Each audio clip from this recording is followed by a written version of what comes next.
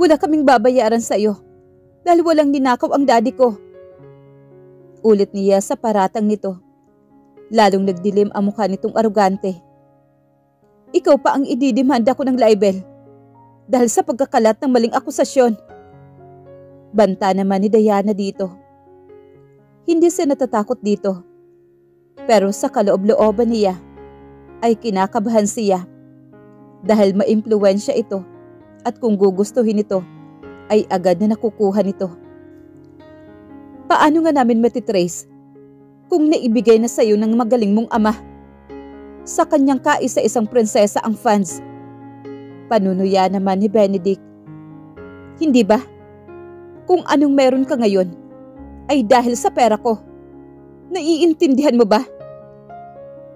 Lahat ng suot mong mamahaling damit at bagaling yan sa akin. Tiningnan siya na matiim mula ulo hanggang paa. Gusto mong bawiin ko ngayon din? Banta naman ito sa kanya. Ang walang hiyang lalaking ito, inaangkin pati ang dugot pawis na pinagsikapan niyang ipundar. Habang wala pa akong ginagawang legal action against the both of you, ibalik mo na ang perang ninakaw ng ama mo. Mariing demand naman sa kanya ni Benedict. Sa ayos mong yan, mamumulubi nga ang ama mo sa'yo. Tiningnan siya nito mula ulo hanggang paa na nakangisi pa. Anong ibig mong sabihin? Tanong naman dito ni Diana. Lahat ng karangyang tinatamasa mo sa abroad ay galing sa akin ang pera. Maging ang tinayo mong business roon ay galing sa pera ko. Mariing sigaw naman ito sa kanya. Napatayo siya sa pang-aakusa nito sa kanya na pawang kasinungalingan. Paano mo nasabi na lahat ng pinaghirapan ko ay nanggaling sa'yo? Namuhunan ako doon. Dugot pawis ang pinuhunan ko para maabot kung ano man ang meron ako ngayon. Nilapitan at sinampal niya ito dahil hindi na niya napigilan pa ang sarili. Nabigla ang lalaki sa ginawa niya at nahawakan ang namumulang pisngi nito. Dahil sa lakas ng pagkakasampal niya ay bumakat ang kamay niya sa pisngi nito. Medyo napaurong naman siya dahil tumiim ang galit sa mukha nito. So gusto mong makipaglaro? Napaurong naman siya dahil papunta ito sa kanya. Wala pang nakakasampal sa akin kahit noon. Pagbabayaran mo ang ginawa mo. Na-corner siya dito sa wall at marubdob siyang hinalikan sa mga labi niya. Mapangahas ang halik nito at mapagparusa. Wala siyang laban sa tangkang pagtulak dito. Para siyang tumutulak sa pader na walang katinag-tinag. Nang mapagod sa panlalaban ay tumigil siya sa kakapalag. Para siyang tuod na nakikiramdam sa halik nito. Pati ang mga kamay nito ay naglalakbay sa malulusog niyang dibdib na nakakapagpainit ng kanyang nararamdaman. Ang walang hiya, ito ang first kiss niya. Napaliyad siya ng akmang bumaba ang kamay nito sa suot na skirt. Parang may warning sign na tumimo sa isip niya na kailangan niya itong gawin habang hindi pa siya lulong sa sensasyong pinapadama nito sa kanya. Ang dating marubdob na halik kanina ay naging masuyo at mapaghanap. Doon siya nakakuha ng tiyempo upang buong lakas na itulak ito. Nahaplos niya ang medyo namagang labi. Pulang-pula ang mukha niya. Aaminin niyang magaling itong humalik. Nagugustuhan ng katawan niya ang kakaibang init na pinapadama nito sa kanya. Lalapit pa sana ito sa kanya, pero pumalag na siya. Subukan mo pa ulit lumapit. Magsisisigaw na ako dito.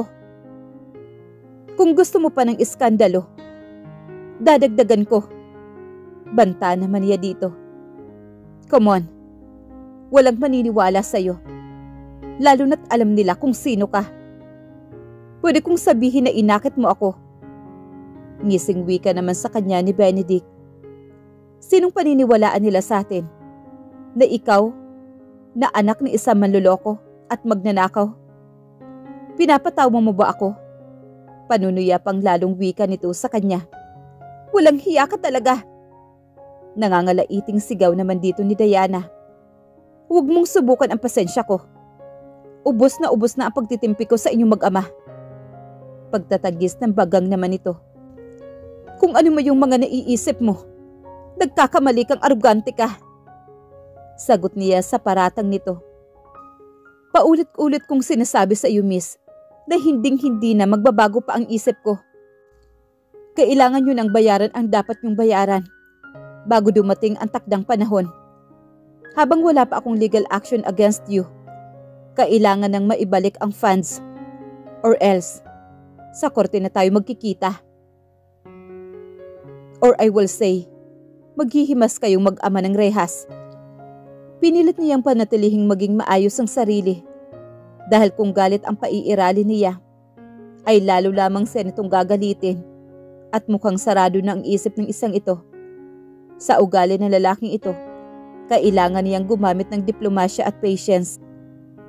Hindi niya pwedeng labanan ito ng ngipin sa ngipin dahil alam niyang papalagan siya nito. Kung hindi niya ito mapakiusapan sa magandang paraan, ay humanda ito sa susunod na hakbang na gagawin niya rito.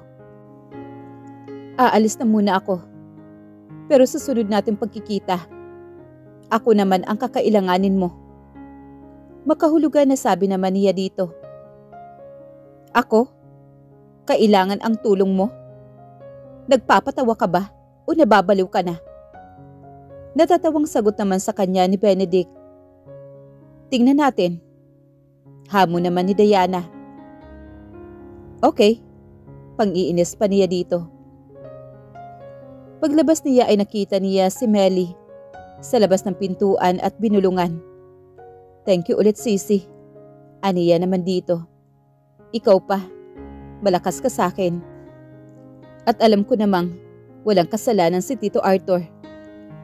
Salamat, Sisi. Magkita na lang tayo. Attorney, anak mo talaga yun ni Tito Manuel? Nangiti naman ang matanda sa kanya. Oo, iha. Bakit mo na itanong? Kasi kabaliktaran ng ugali ni Tito Manuel at ni Tita Magda. Napakabait na mag-asawang yon. At hindi ko akalaing anak nila ang Benedict na aroganting yon. Alam mo ba, iha, bago nangyari ang gusot na yon, sobrang close sila ng daddy mo. At para na nga silang mag-ama kong magturingan. Susiya pala ang humalilis sa pwesto ko habang wala ako sa piling ng daddy ko. Guilting bulong naman niya sa sarili.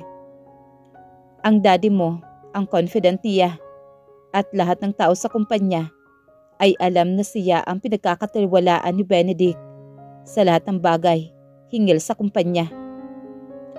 Lalo pang naging close sila nang mamatay ang papa niya.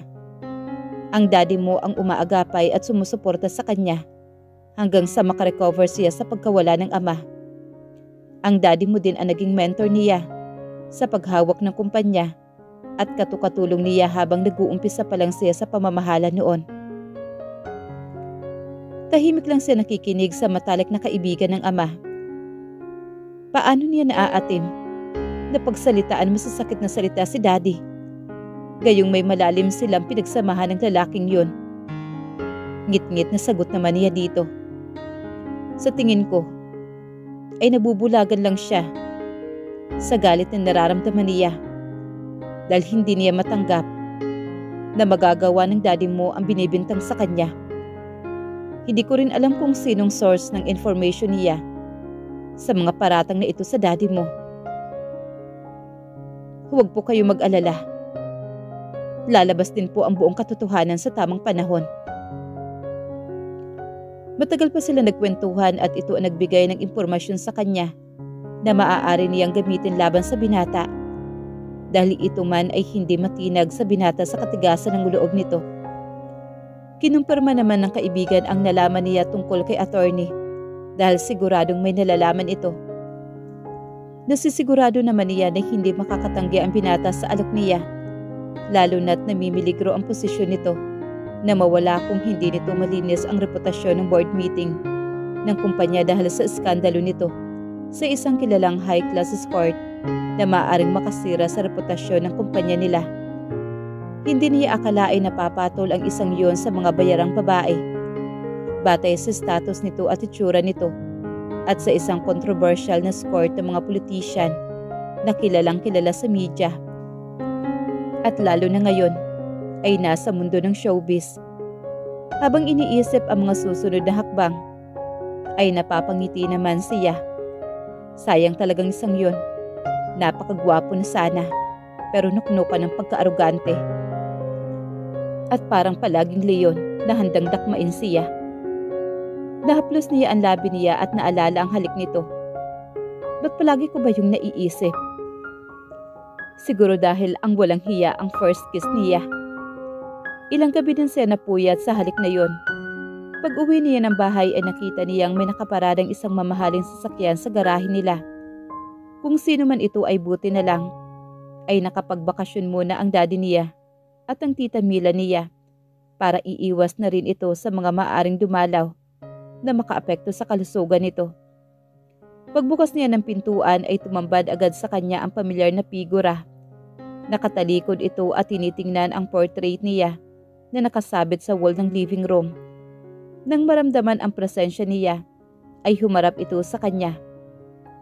"Hey, naaalala mo pa ba ako?" Maangas na sabi naman ito sa kanya. "Of course, arrogant frog. Sino bang hindi makakakilala sa'yo? At sino hindi makakaalala sa'yo?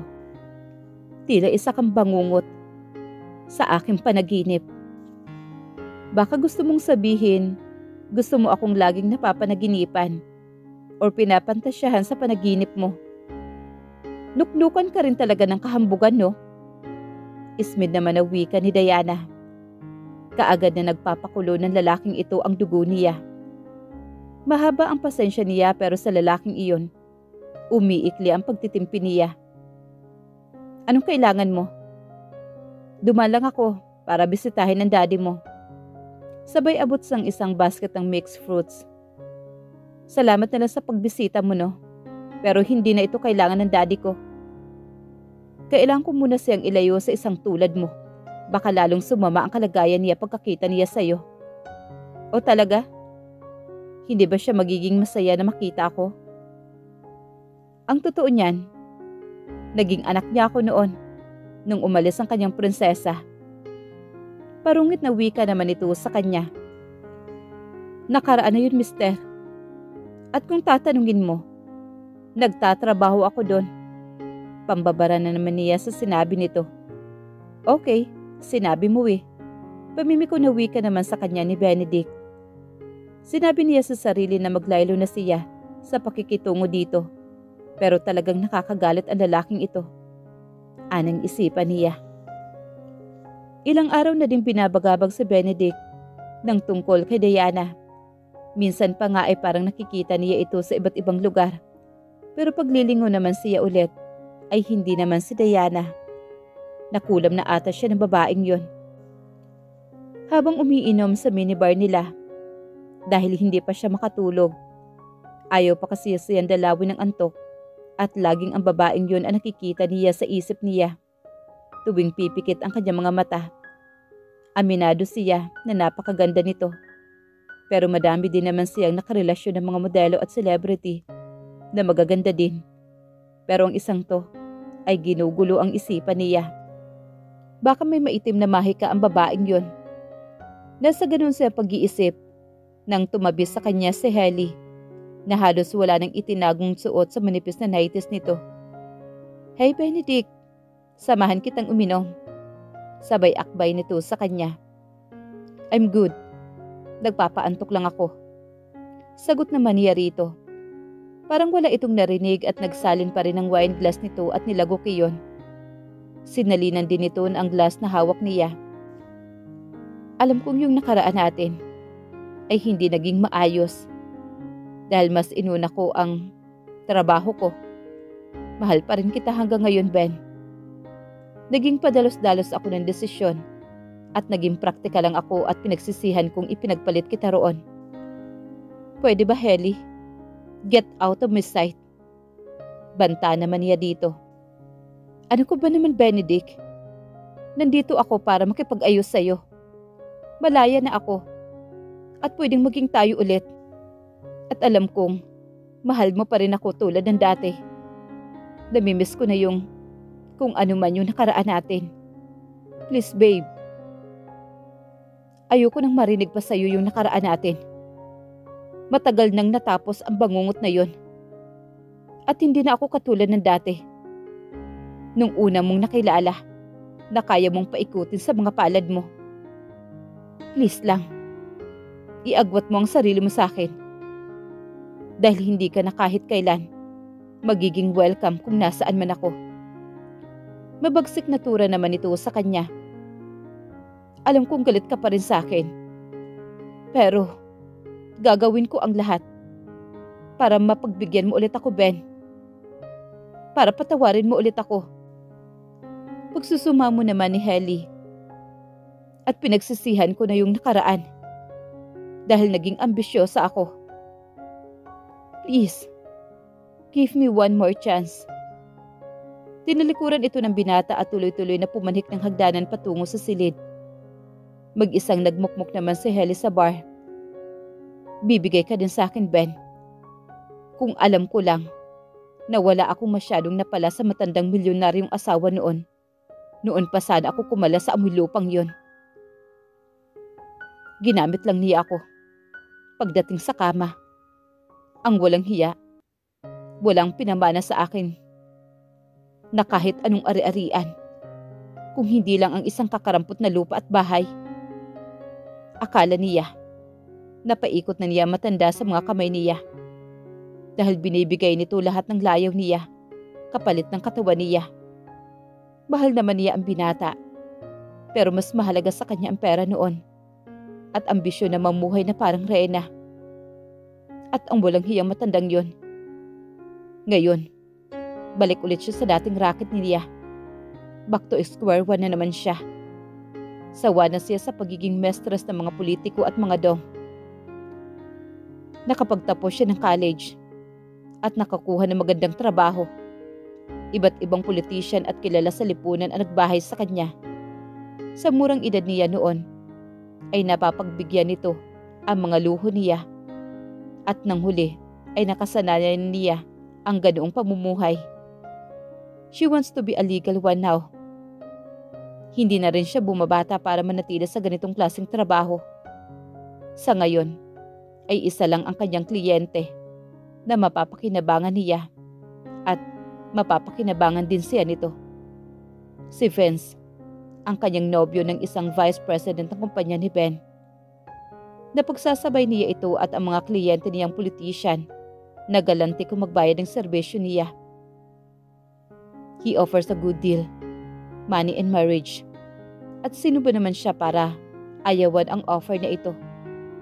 Mas malaki ang kita niya nung mas bata-bata pa siya noon at kaliwat kanan ang kanyang mga kliyente.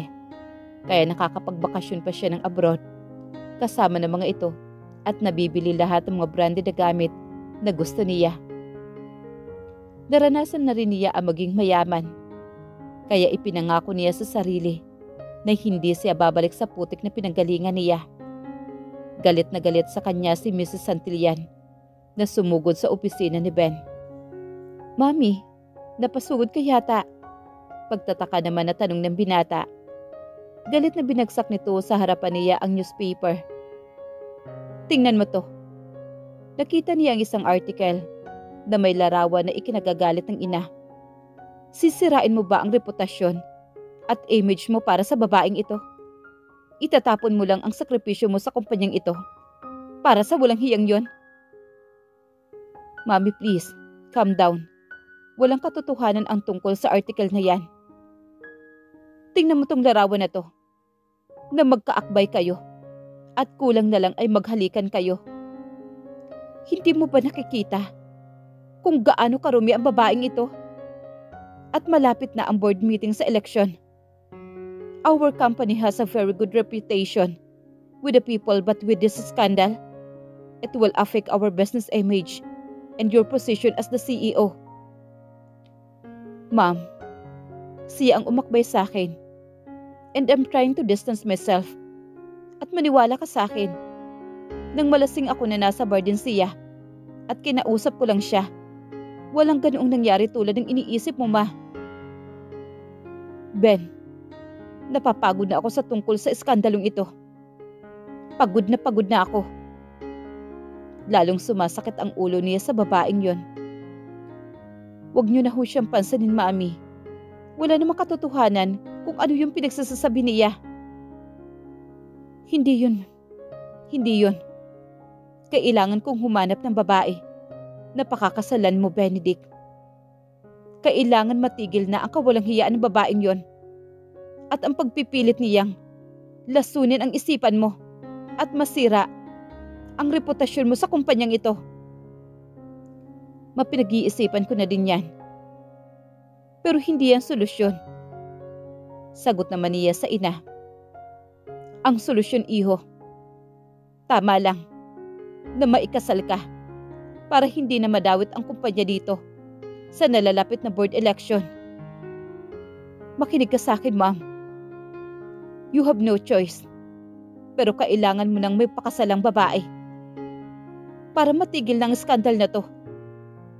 Galit na tura naman ang ginang sa kanya. Binabalaan kita, Ben. Pag once na pinili mo ang babaeng yon, kalimutan mo na ako.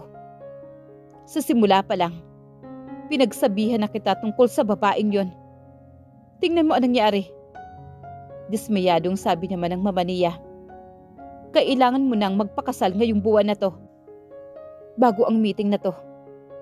Kailangan makasal ka na. Wala na akong pakailan pa, Ben. Kung ano man ang iniisip mo. Hindi ko tatanggapin kung ano man ang magiging desisyon mo. Ako ang masusunod sa ngayon. Kumilos ka na, iho, or else mawawala sa iyo ang pamamahala ng kumpanya. At for some reason, ayokong si Vince ang mag-claim noon. Hindi ko siya pinagkakatiwalaan. Diretsyong sabi nito sa kanya. Pag-alis ng ginang ay napatayo naman ang binata at malayo ang tanaw. Kailangan na niyang kumilos. Napaisip naman si Benedict. Bakit nga ba hindi pinagkakatiwalaan ng mami niya si Vince? Samantalang anak ito ng Tito Tom niya, na kaibigan ng namayapang ama at napaka-close ng mga magulang sa magulang naman ni Vince.